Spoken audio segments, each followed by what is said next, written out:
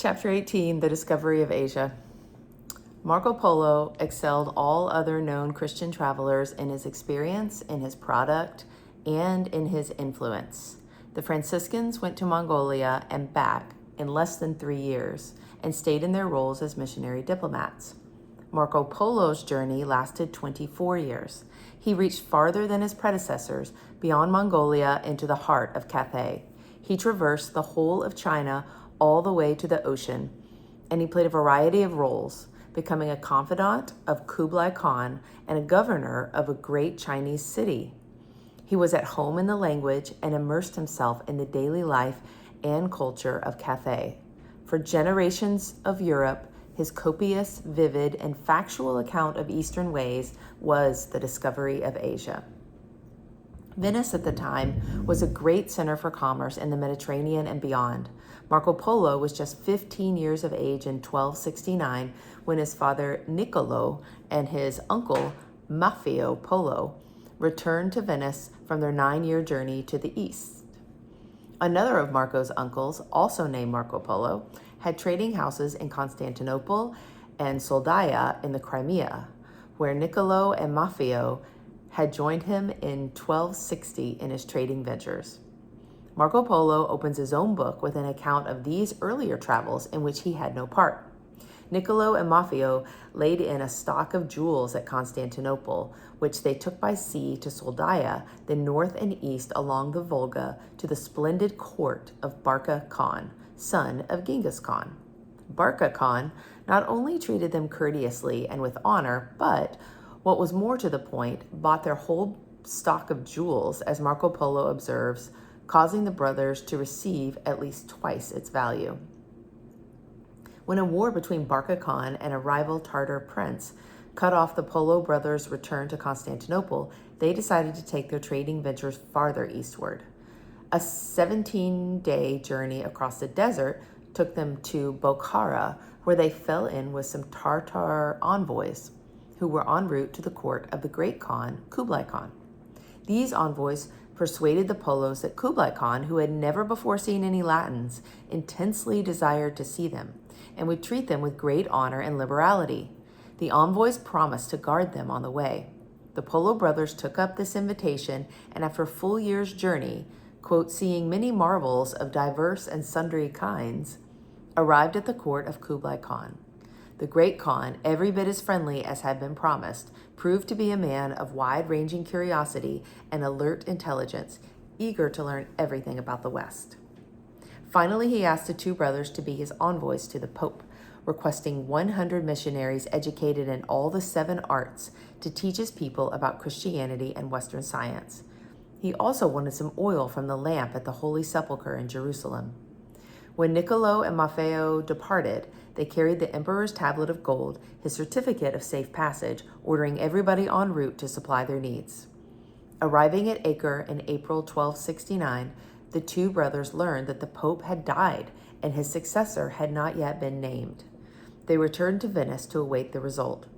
When the new Pope, Gregory X, was finally named, he did not offer the requested 100 missionaries, but instead only assigned 2 Dominican friars to accompany the Polos.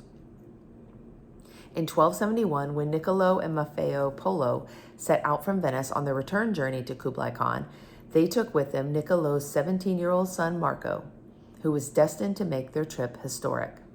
At Lhasa, on the eastern Mediterranean, the 2 Dominicans left in panic. The 3 Polos, now alone, proceeded to Baghdad, then on to Ormuz at the mouth of the Persian Gulf, where they might have taken ship for a long journey through the Sea of India.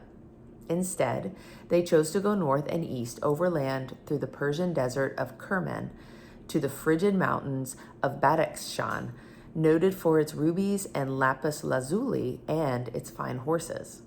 There used to be horses here, Marco tells us, which, quote, were directly descended from Alexander's horse, Bucephalus, out of mares that had conceived from him, and they were all born like him with a horn on the forehead. There they stayed a year to allow Marco to recover from an illness by breathing the pure mountain air. Then up still higher, across a land of glaciers with many peaks over 20,000 feet, Pamir, which the natives accurately called, quote, the roof of the world. Wild game of every sort abounds. There are great quantities of wild sheep of huge size, now known as Ovis poli, though William of Rubric had noted them before. Their horns grow to as much as 6 palms in length and are never less than 3 or 4. From these horns, the shepherds make big bowls from which they feed, and also fences to keep in their flocks. No birds fly here because of the height and the cold, and I assure you that because of this great cold, fire is not so bright here, nor of the same color as elsewhere, and food does not cook well. They then took the old southern caravan route through the northern Kashmir, where no European would be seen again till the 19th century, then eastward to the edge of the Gobi Desert.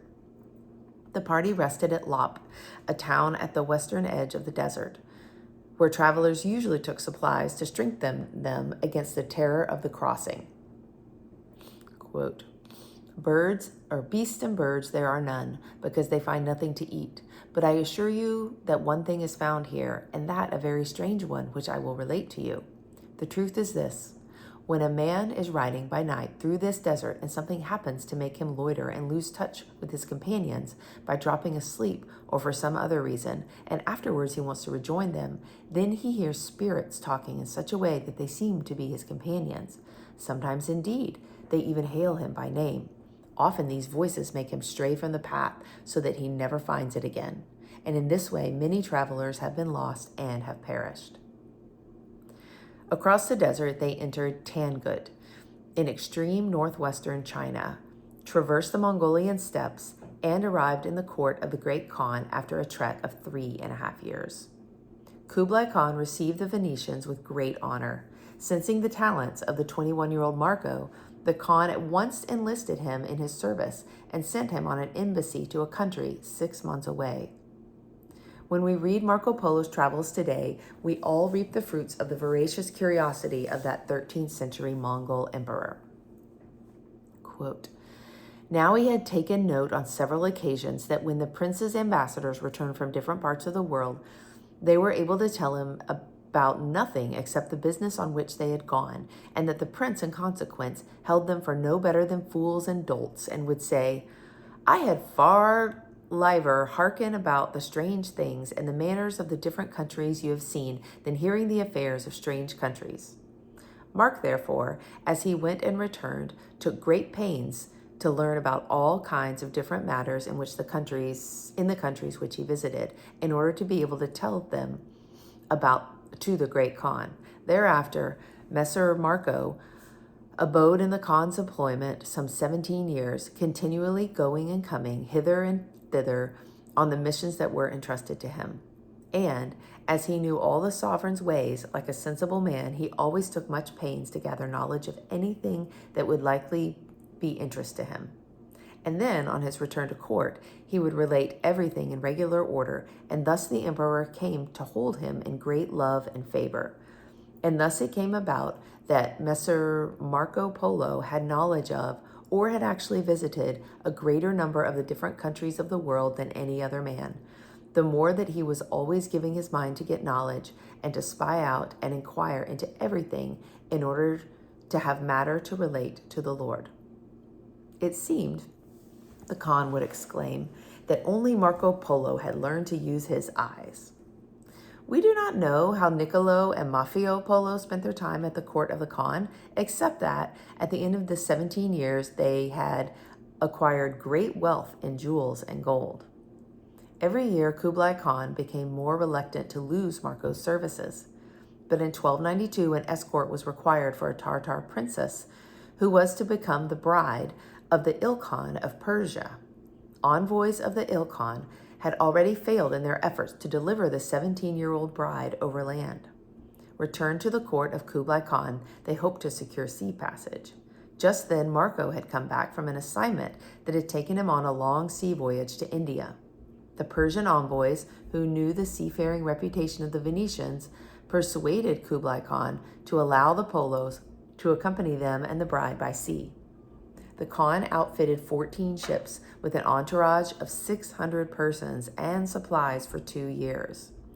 after a treacherous sea voyage through the South China Sea to Sumatra and through the Sea of India, from which only 18 of the 600 survived, the Tartar princess was safely delivered to the Persian court. She had become so attached to the Venetians that she wept at the parting. The Polos, returning home overland by way of Tabriz in northern Persia, Trebizond on the south coast of the Black Sea, to Constantinople, finally reached Venice in the winter of 1295 after their absence of 24 years. The Polo family had long since given them up for dead. A plausible tradition reports that when the three shabby strangers appeared, looking more like Tartars than Venetians, their noble relatives would have nothing to do with them. But the relatives' memories were quickly jogged when the unkempt wanderers ripped open the seams of their sordid garments and produced their secret treasure, a shower of rubies, diamonds, and emeralds. The returned travelers were affectionately embraced, then entertained at a luxurious banquet where music and jollity were mixed with exotic reminiscence. Those were years of bitter rivalry between Venice and Genoa for the Mediterranean seafaring trade. On September 6, 1298, a climactic sea battle between Venice and Genoa at Curzola off the Dalmatian coast left the Genoese victors with 7,000 prisoners. Among these was a gentleman commander of a Venetian galley, Marco Polo. Brought back in chains to a prison in Genoa, he became friendly with another prisoner, relic of earlier Genoese victory over the Pisans. This Rustichello happened to be a writer of romances who already had a considerable reputation for his retelling of the tales of King Arthur and his Round Table. Not a literary genius, Rustichello still was a master of his genre, industrious and persuasive. In Marco Polo's reminiscences, he saw the raw material for a new kind of romance, quote, a description of the world, and he persuaded the Venetian to cooperate.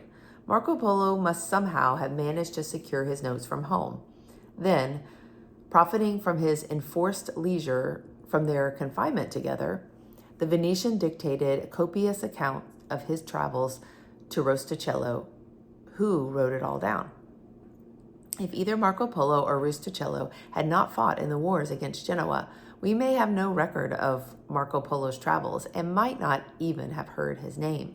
Luckily, Rustichello was a writer congenial to the great Venetian traveler, and he knew the makings of a romance to charm the world for 700 years. Of course, he could not restrain himself from occasionally embellishing Marco Polo's facts with his own fancies. Some of the more colorful episodes are adapted from earlier writings by Rustichello or others. For example, the extravagant praise that Kublai Khan lavished on the young Marco when he first arrived at court recalls what King Arthur said, according to Rustichello's own romance, when he received the young Tristan at Camelot. This was not the first or last time a writer made the reputation of an adventurer. The formula, as told to, which nowadays appears less often than it rightly should on title pages of books, has a surprisingly respectable history. Why did the energetic Venetian, who was literate in several languages, who must have written much to please Kublai Khan and extensive detailed notes for his own use, not write down for himself his personal adventures?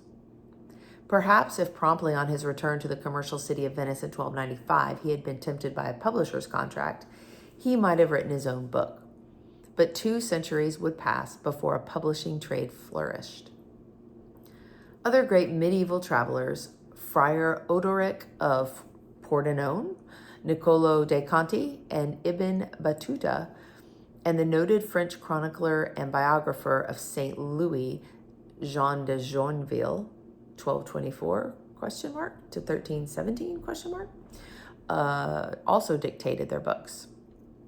The rewards of money or celebrity were not yet dangled before so many, nor was literacy required to get or to hold political power. The opening sentence of the prologue of Marco Polo's book exhorts, emperors and kings, dukes and marquises, counts, knights, and townsfolk, and all people who wish to know the various races of men and the peculiarities of the various regions of the world, take this book. Take this book and have it read to you. Rustichello wrote Marco Polo's book in French, which in Western Europe in those days was current among the laity just as Latin was among the clergy. Before long, it was translated into most European languages, and numerous manuscripts survive. Never before or since has a single book brought so much authentic new information or so widened the vistas for a continent.